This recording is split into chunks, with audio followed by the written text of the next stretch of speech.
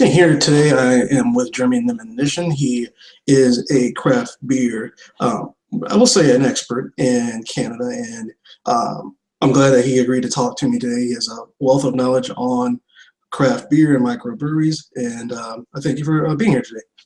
Thanks so much, Walter. And I guess the first question to start with is, I know some of this is listed on your site, but how did you first come to becoming a fan of microbreweries, especially when there's a corporate alcohol that has been around the United States and Canada for decades and decades, and it seems like in the past 20 to 15 years, microbreweries have been popping up at a huge rate and around North America. So how did you first get interested and involved with craft beer?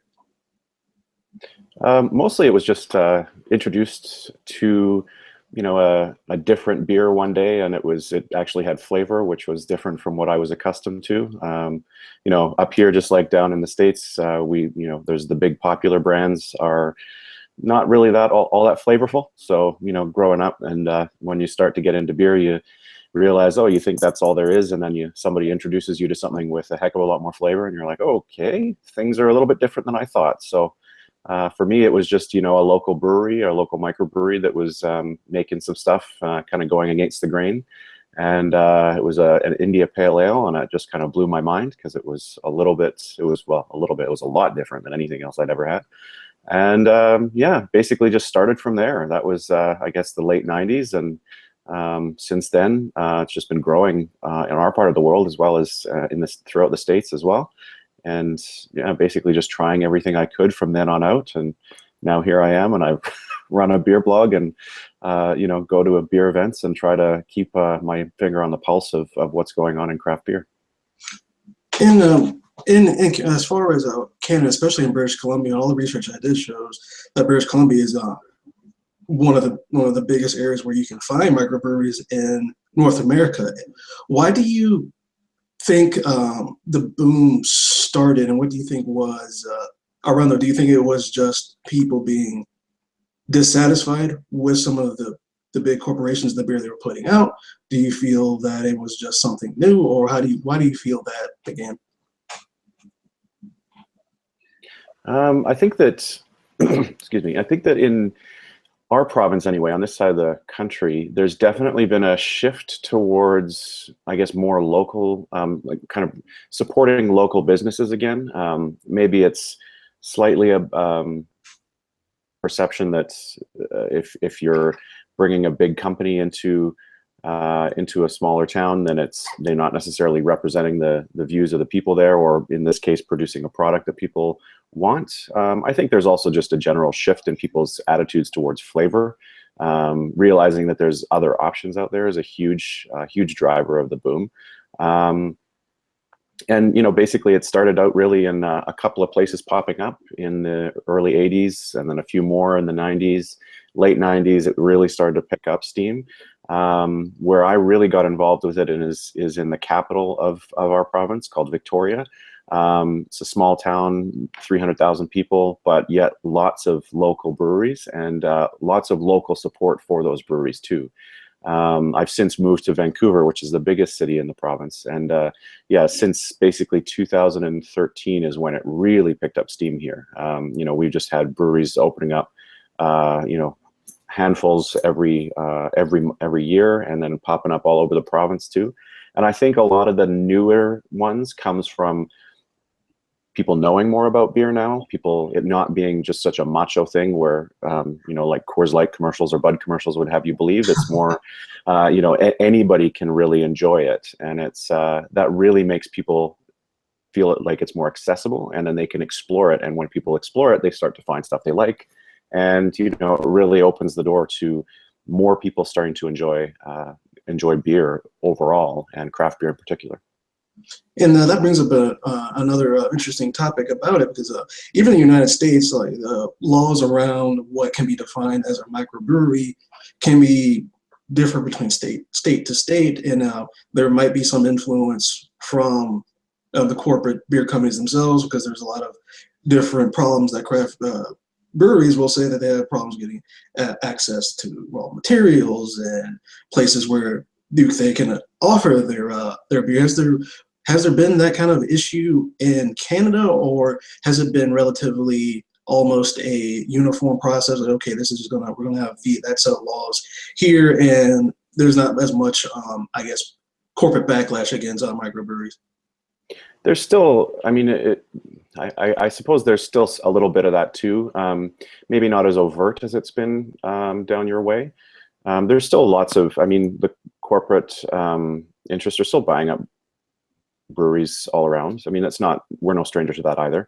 Molson Coors is one, and then AB InBev obviously is another one that's had some high-profile purchases.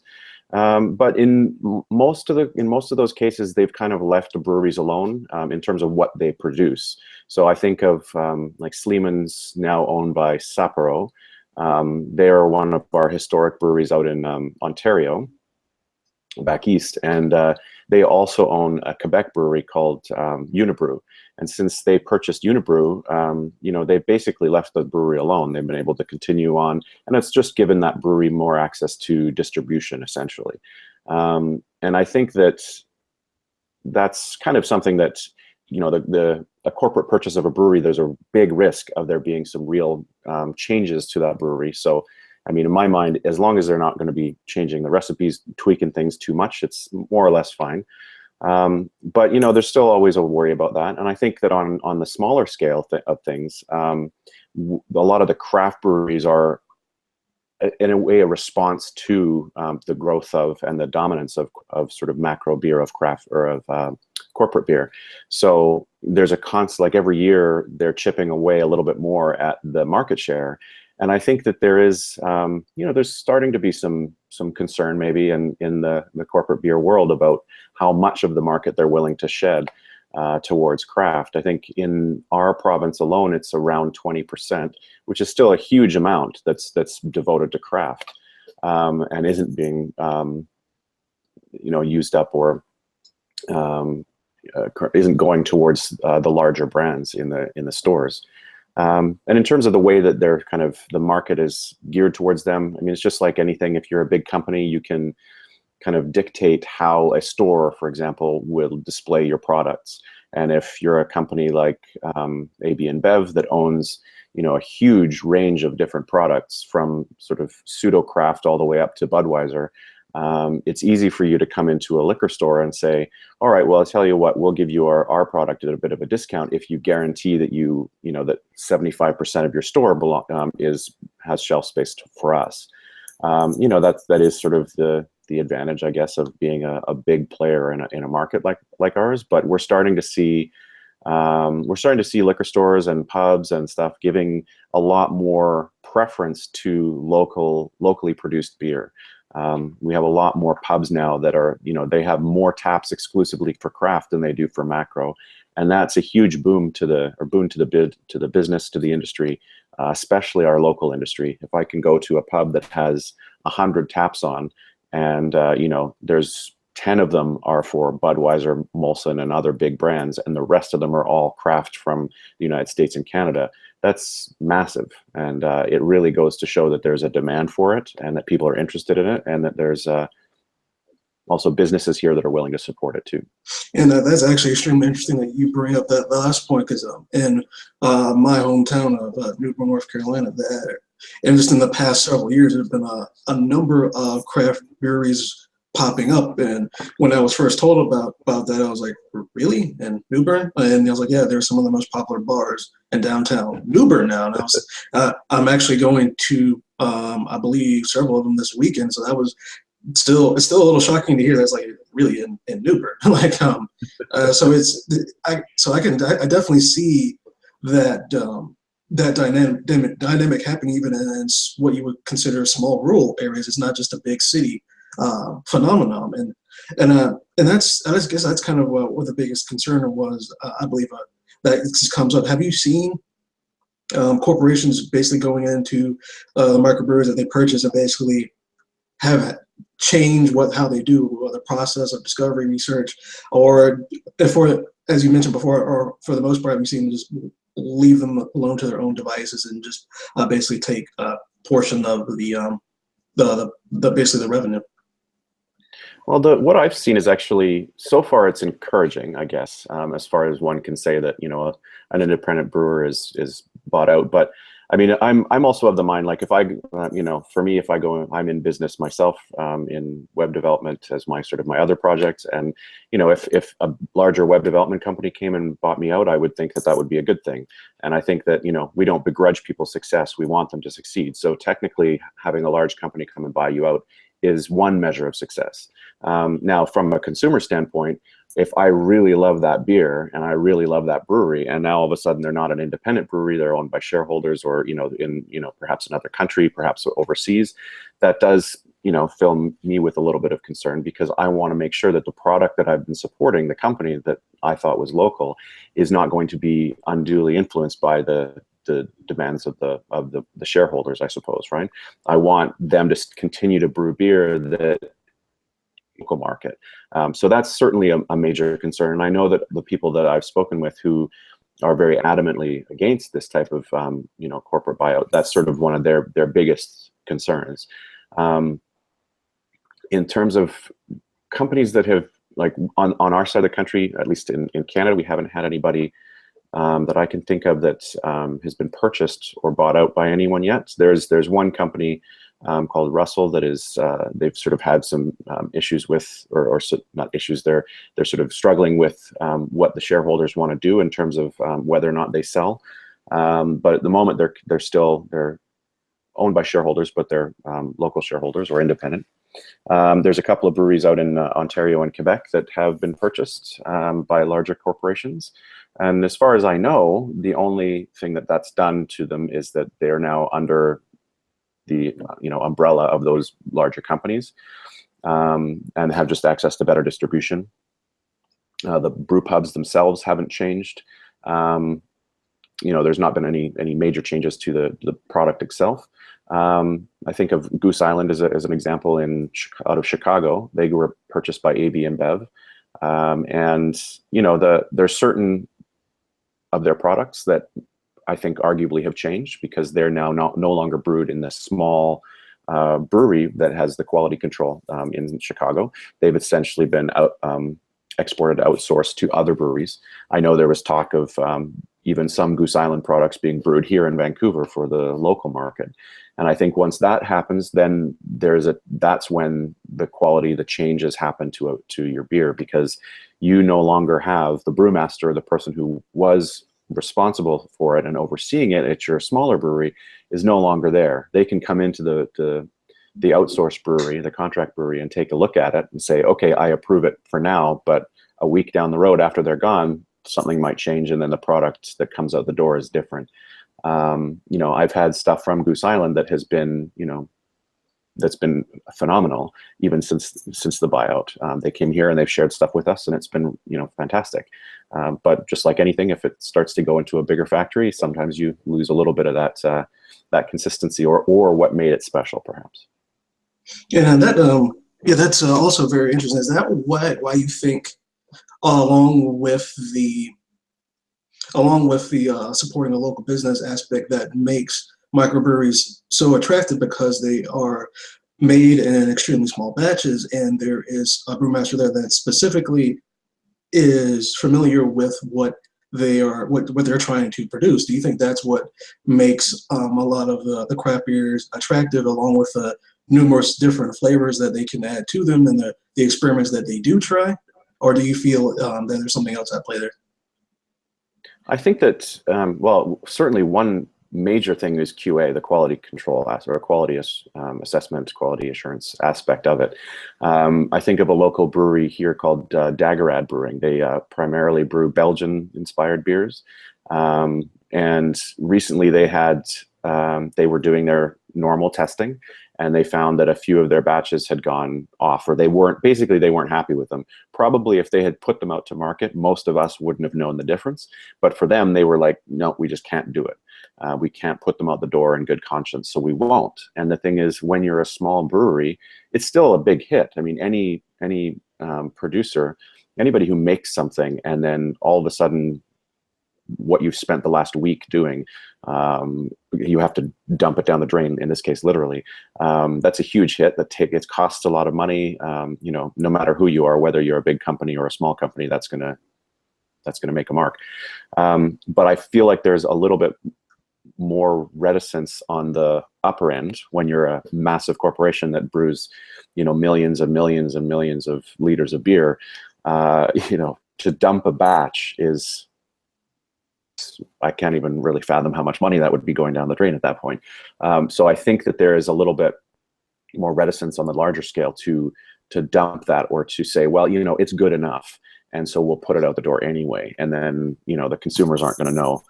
Whereas on the smaller scale, people are, you know, it's that quality is really what people seem to be going after. And so, you know, 99% of the microbreweries or the craft breweries I've spoken to, that's sort of their number one concern, is they have a clientele that know them, know their product, know their, you know, have expectations about the level of quality that they're going to be receiving when they drink their beer.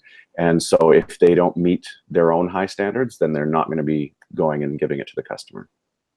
And I guess that also brings up too, that transitions well to another topic around, because still from some people that I know who are still support more of the big macro brew companies, they'll say that there is a, how to phrase it, a bit of a snootish feel around people who enjoy craft beer, which I don't ever really see, because I started drinking craft beer because a lot of what the pilsners coming from macro companies, I just did not like the taste of, or it reminded me of drinking water with dirt in it.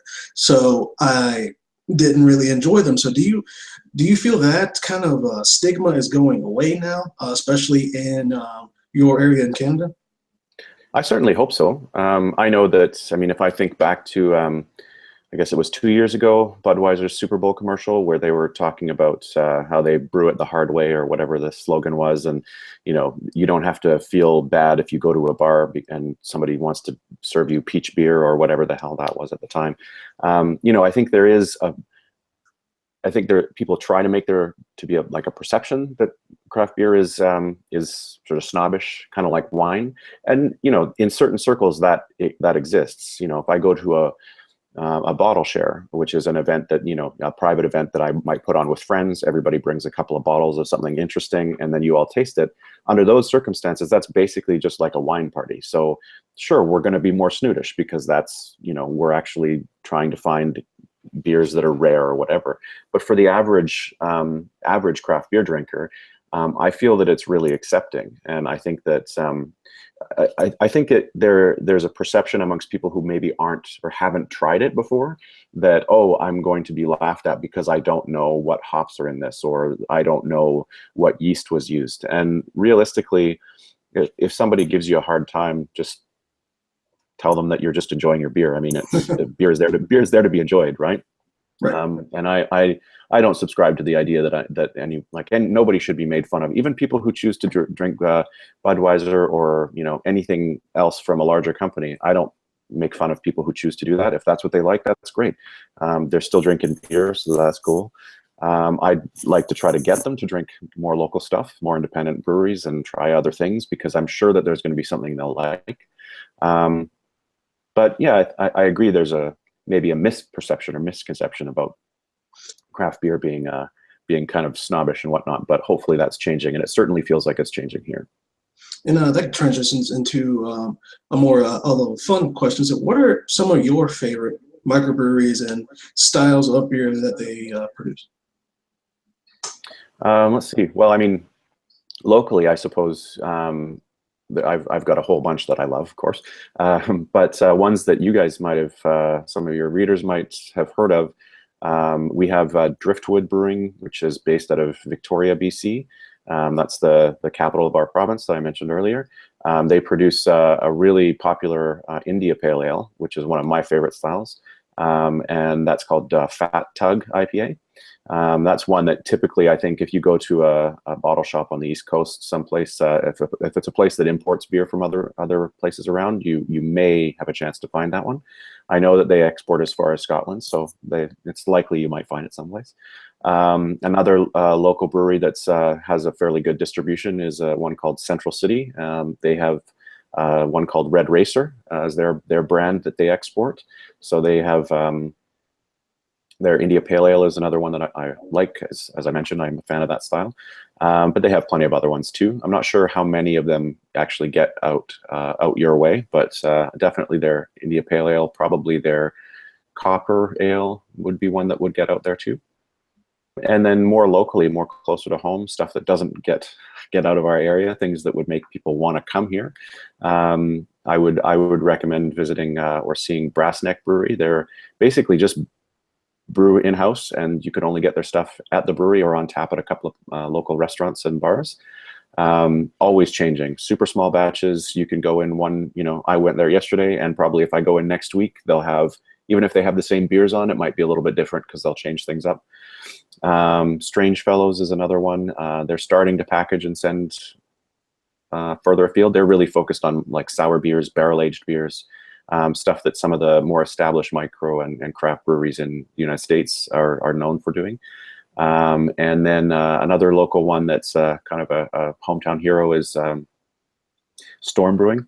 They're sort of like the mad scientist kind of brewery that everyone, if you go, or if you come to Vancouver, you have to go there because it's just in terms of what your expectations of a brewery are.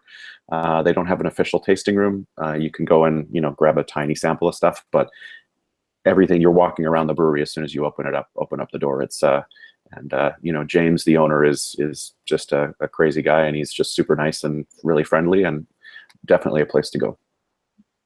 And actually, that also reminds me of a question about, since we're now in the digital age, do you feel that microbreweries now have a bigger opportunity to distribute their brands because of being people being able to purchase online? Because that's actually how I first got into craft beer, because I was basically a fan of Guinness, and there was basically at that time 0 other stouts around locally that I could purchase.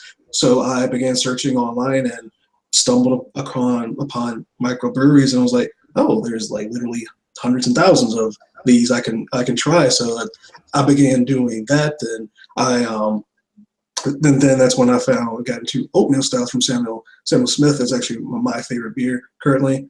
So do you feel that online distribution helps microbreweries have a chance to become popular more outside of their own local area?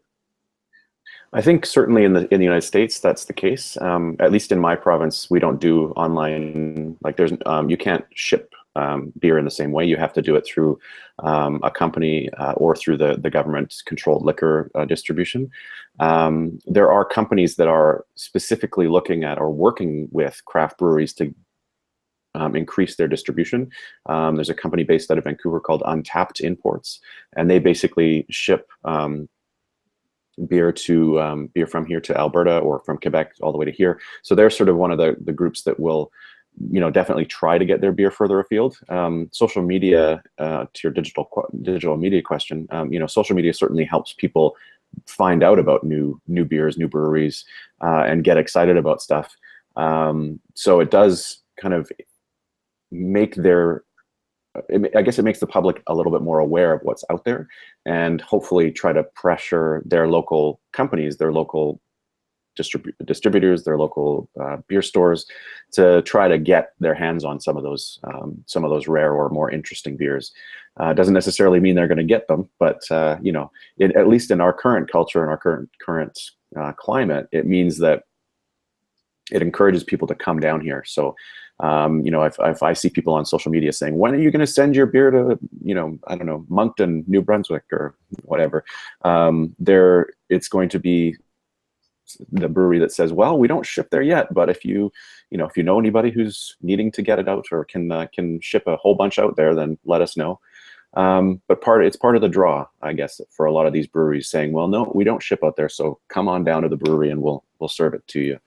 fresh out of the tank kind of thing. So down your way, I have noticed that there's a lot more craft being offered in the online sales portals, which is great. I think it's really cool that there's more space for it. It's more shelf space, so to speak, and it's a digital shelf.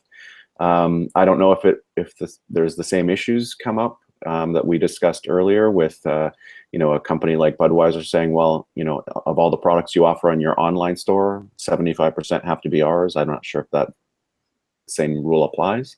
But it seems from what I've seen on some of the websites that sell beer that doesn't apply. So hopefully that's helping at least some of the distribution. But up here things are a little bit different, so we don't have those problems yet.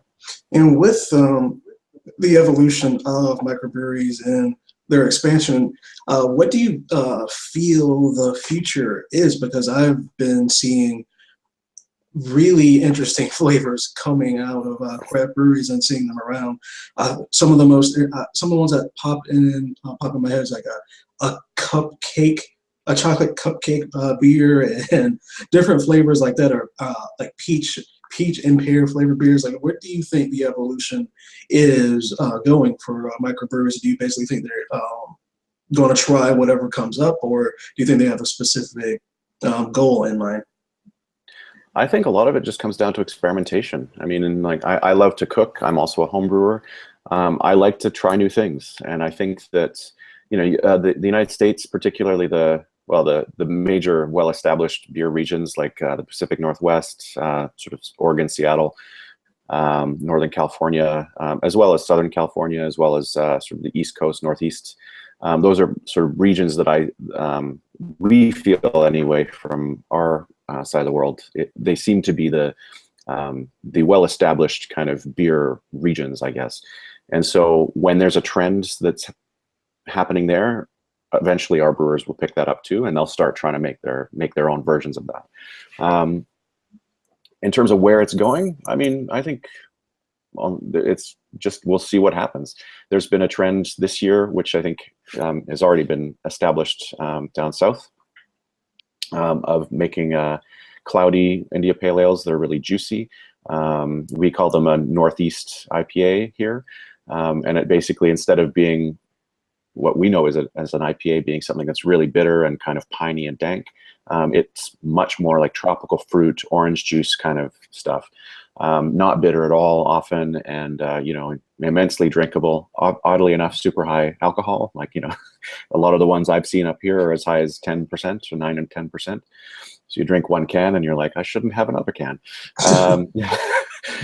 But and then this year has been a milkshake IPA has been just sort of another level on that one, where they add lactose to it, adds a really creamy texture to it. Like a milk stout? Yeah, it's basically that, except they've done it to an IPA instead. So that same sort of texture and sort of somewhat sweet characteristic that comes from the lactose in a stout, they've just done it to an IPA, which is also interesting in its own way. Sour beers is a huge thing. Lots of breweries are experimenting with different variations of sour beers. There's a few breweries here that are playing around with different yeasts from different parts of the world. Brass Neck, I mentioned, I went there last night and had one that was made with Norwegian yeast. There's another brewery out sort of an hour outside of Vancouver that did something, extracted yeast from a wasp, which, I mean, you can't get more crazy than that, I think, and then use that to start the fermentation of their beer. So, I mean, people are trying weird and crazy things, and it's just probably gonna, I think it's just circular, right? So they'll do this weird and crazy stuff, and people will buy into it, and then soon they'll come back around and it'll be more normal again, and lots of breweries are just going back to the good old-fashioned lager and pilsner too, because if you can make a really good quality lager or pilsner, those are the kinds of things that people will, they're not going to drink just one of because they can't drink another can. They're going to drink multiples, and really that's how you make your money too, is you get people buying your beer a lot. So. And before we wrap everything up, is there anything else you would like to speak about as far as what you're doing, or what your feelings are about craft beer, or anything else you would like to promote? Well, basically, I mean, the first thing is if anybody out there loves craft beer and they happen to be traveling to our part of the world, definitely come to Vancouver. We're a pretty great city to visit any time of the year. And, you know, we're not quite as big and crazy as Portland, but we're aspiring to be. Loads and loads of breweries to visit, lots of places to, you know, walk between them. Great city to visit overall. It's really bikeable, walkable, lots of good transits, lots of, and if you love beer, it's definitely a place to visit. If you're wanting to know more about Vancouver and what we have to offer, certainly you can follow me. I'm at Van Craft Beer on most social media, and craftbeervancouver.ca is my site. I have a brewery map that I'm still updating. There's still loads of breweries. They keep popping up faster than I can put them on the website. So, so I'm still working on that. But there's, you know, you can learn about what we do in Vancouver as well as find out some breweries too. Yeah, hopefully we'll be releasing a podcast soon about the brewing industry. So keep my ear to the ground for that as well. So Yeah, that's great to hear, and definitely let me know when that starts. I would love to listen to it myself. cool, will do. Yeah, and Jeremy, it was great talking to you, and we should definitely talk again soon because there's still a lot of different things I would like to cover and ask about. Awesome. I look forward to it, Walter. Cheers. Thank you.